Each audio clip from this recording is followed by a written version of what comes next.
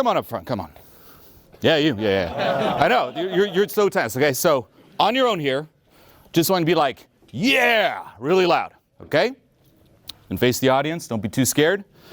3, 2, 1. Ah! Okay, how stifled? Scale of 1 to 10, what would you say? 6, 7, yeah. Okay, what's going on in your mind right now? Narrate the voice. I know you're scared. I know you're definitely scared. Staring at me? Yes. What's the fear? What's the fear? What's the outcome you fear? I don't even know the outcome that I fear. Yes, you do. Now, for everyone here, first lesson. Never let your mind say, I don't know. If it says it, you look at that little voice and say, BS. Anyone here read the book Rich Dad, Poor Dad? Yes, sir. Yes, sir. What's one thing they say in that book? Never say, I can't afford it. Why? How can you even afford it? Yeah, if you're like, I can't afford it, what does your mind do? Okay. Next thought. If you change it to how, now you start thinking. So often with introspection, and this is key, by the way, you're going to be the first of many, do not worry. When you start diving deep and identifying, okay, what is stifling me? What am I afraid of? Immediately your mind's going to be like, well, I don't know. Why? Because then you're like, okay, next thought, and you never dive deep. So if your mind says, I don't know, immediate response is BS. How can we know? And you stay in this open state of introspection. Back to you, the outcome you fear. If you didn't fear an outcome, you'd be like, oh yeah, yeah! You would be like, oh, oh, like you wouldn't have to like battle the stifleness. What's that force of stifleness? What's the outcome you fear? If it doesn't come up immediately, just give it a few seconds, stay in that state of openness, and just verbalize what kicks in. Just connecting with people, maybe? Really? Yeah, being noticed. Mm-hmm. What would be some outcomes? Like, say I were to pull you up front, what would you fear? Judgment. Uh-huh. No one's going to say the obvious? All right, if this were me in the crowd, and say I wasn't amazing, famous, rich, beautiful, smart, confident, totally sex-worthy and all the above, let's just say I was a little peasant, a nobody. You pulled me up on stage. Say I didn't do any inner work, and I was stifled and I was trembling, and you pulled me up here. First thing that would go through my mind is, oh my God, this is being filmed. This is being broadcasted. What if I look like a loser? What if people I know see this and see me look like a complete loser? What about this entire crowd here looking at me like a complete loser? First thing that would go through my mind. It wouldn't be, well, I guess maybe fear of judgment. I don't really know why I'm scared. I mean, I'm in front of a crowd of hundreds of people. I'm broadcasted, but it's probably not that. No fear of that? Maybe a little. Okay. Like, well, that's good. If it's just a little bit, then you're better than most. I'd be way more terrified, to be honest. So what else is it? Let's just say this. What would be the best possible outcome? What would you hope for in this moment in terms of how you appear and say judgment? Just want to feel more relaxed, I guess, right now. Mm-hmm. So why aren't you? It's a good question. Mm-hmm. What comes up? I don't know, I just feel like tense in my body. Okay. Just tenseness all over. So I love this. Okay, so lesson number 2. What do you say? First sign of resistance, I don't know. Second sign is, and what we're doing here is we're following what I call the trail of whys. Asking yourself why? Okay, well, I'm scared. Why? Oh, well then what if I get judged? Okay, why is that scary? So you're going deeper. The second layer of resistance is you're going to stay on the surface here. So I'm like, okay, why aren't you feeling, for example, relaxed? You're like, because I'm tense. Okay, well, why are you tense? Well, I just feel stiff. So you're saying the same thing, but using different words. So you're still staying at that level versus going deeper. Okay? Where does the tenseness come from? See what else comes up. Why? What's fueling it? Probably just my previous thought pattern. Uh-huh. Which is? Just a lot of anxiety. Over? Life. What specifically in this moment? Just being here around everyone, I guess. Okay. I don't know. What was the first lesson? Never let your mind say, I don't know. That's like self-sabotage resistance 101. Even if it says that, keep saying BS, BS, BS. It's going to keep saying it many times, trust me. Okay? What's another thing that could be causing some pressure? Story. Me! Look, he just jumped up just hearing my voice. So like, oh! Me! So not only are you brought up in front of a crowd, fear of judgment, okay, huge crowd being filmed, broadcasted, then you have this guy here walking up like, come on, what do you mean you don't know? Blah, blah, like in your face. That's not causing any anxiety, really? Right. That didn't cross your mind? Like, well, you dude. But maybe you were too anxious to say it. I don't want to say that. Say the truth. The rule is say the truth. I didn't think of that, but Yeah. that would do it. Yeah. Now, one more question. When was the previous time you might have experienced this? Can you remember? Perhaps a recent situation this month where you felt this exact same tension. Like managing people at my job, just in front of the group. Okay. Just like trying to guide them and whatnot at the end of the day group meeting. Describe a little bit more in detail one of those meetings. Like the last time you felt this. When did it kick in exactly? It's like a group of 5 or 6 people come meet me at the end of the day, and I just kind of debrief and give details out. Kind of feel like I'm faking my way through it. Okay. So I get tense. What's perhaps the fear and anxiety there, the thoughts? What's that outcome you're trying to avoid? Being social, Okay, why? because it's hard. Okay, but say with that group of 5 people, what's that outcome you're afraid will happen? Like them thinking I'm a fraud or not a good leader. Okay, good. So going a little deeper there. Now, what we're doing here, by the way, and I'm going to break this all down, is one, putting you in a situation that would trigger most people. This here, okay, even like public speaking, is one of the top fears. Most people just be like, oh, just thinking about this. Guaranteed a lot of you here are like, oh, thank God I'm not him. Oh, why? Okay, that's the first thing. So it's going to trigger a lot. Now, there's 2 approaches you want to take. One is the inner approach. This is what gets to the cause. This is how you ultimately produce long-term, permanent change. And it starts with, number 1, introspection, which is what we're starting to do here. Asking yourself why. Not saying I don't know. Going deeper, following the trail of whys. Not saying on the surface, going deeper. Resisting the urge, and this is another key one, to ask yourself, what next? What most people do is they're stifled, and they're like, well, now what? Change that to why. That's the introspection side.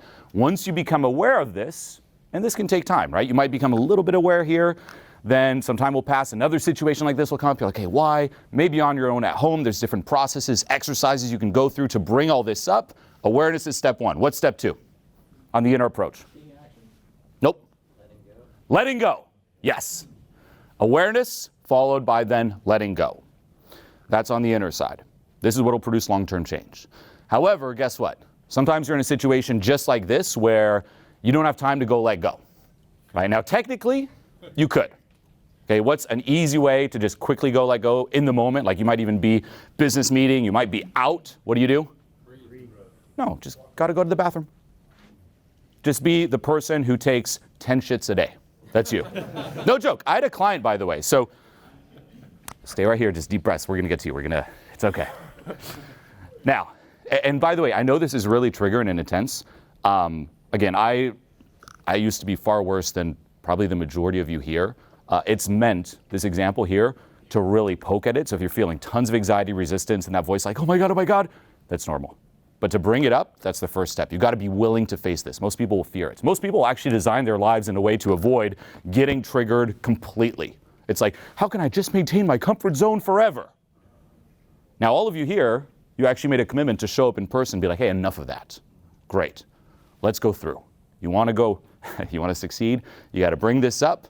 You got to generate that inner hell you've been hiding from and then go through it. Okay, but this client really suffered from this. He would overthink a lot. He had a desk job, like in a cubicle. This is in London. And he'd always fear like, oh, what are my coworkers going to think? What are they thinking of me? And just like, there was so much heaviness just in his head. Just like, oh, and he's like, I just feel that energy there. And I told him, next time that happens, go to the bathroom and do this release. Okay, I created a custom letting go meditation for him. This is like private coaching. And no joke, he's like, hey, I started doing it once a day. Started doing it twice a day. Started doing it 3 times a day. And he was the guy where even at work, it's like, oh, gotta go to the bathroom. And then he'd be in the cubicle sitting there listening, doing shh, shh, where people are like, what the fuck? But like, hey, it produced results. Now you might think that's crazy. It's out there. But hey, how much do you value your own well-being? No. Technically, your well-being comes first. Who cares what other people think? Someone else is like, well, sometimes I get really triggered walking down the street, right? A stranger stares at me and I'm like, oh, I can't do a release right there. I'm like, well, sit on the sidewalk and do it. Now, what are you probably all thinking? Well, what if I look weird on the sidewalk? Hey, there's more triggerness to let go of. Does your own well-being come first, yes or no? Yes. Right? Now, that is the more extreme, like go straight to the bathroom. In the moment, though, you can start taking some deep breaths from the base of your spine. Okay, if you're into spirituality or chakras, this is known as your root chakra, right, where you're just really grounded within yourself and in touch with ultimately physicality. So I still do this to this day.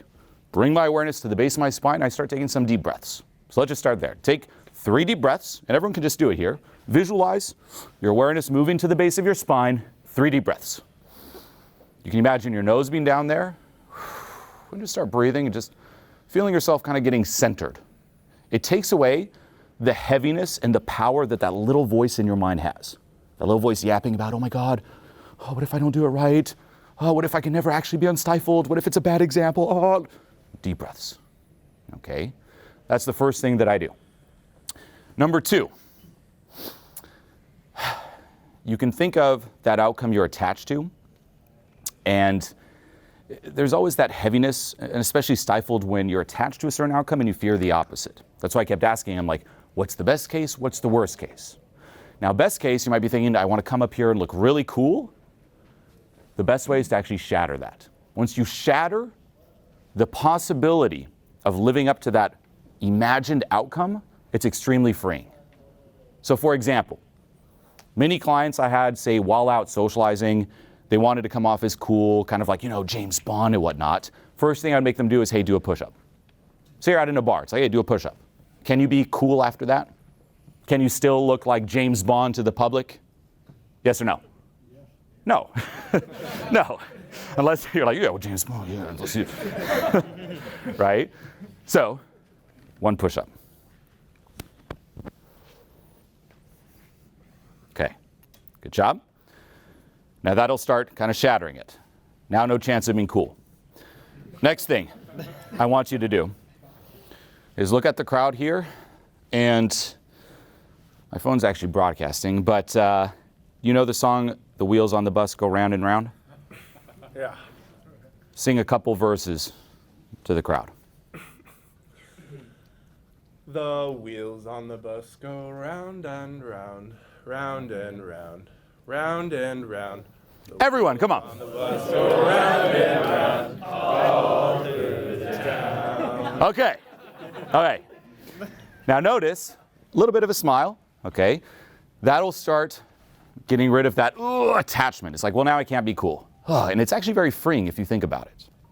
Now, step 3 is changing your physiology a bit. So notice, again, like the tenseness, like start kind of shaking it out a bit. Like get your hands out of your pockets. The last thing you want to do is what I call like the statue stance, where you're either like this or stiff or like this. It's like, start just kind of shaking it out. Everyone kind of do it. Just shake it out a little bit.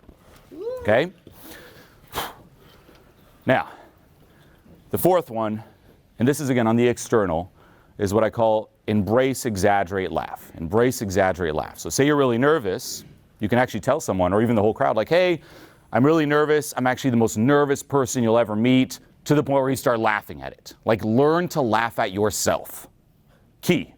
The people who are actually the most confident and the most socially free are the people who learn to laugh at themselves all the time. You don't take yourself so seriously, right? Life's not so serious. What people think of you is not so serious. That little voice like, you suck, you're too stifled. Verbalize it, exaggerate it, laugh at it. Takes away the power that it has on you. Okay? And then the last one is don't give up. Meaning that little voice, once you start doing all this, is like, well, it's good enough, or just sit down. It's over, right? It's over. Plow through till you do feel very unstifled. So knowing all this, shake it out a little bit more, okay?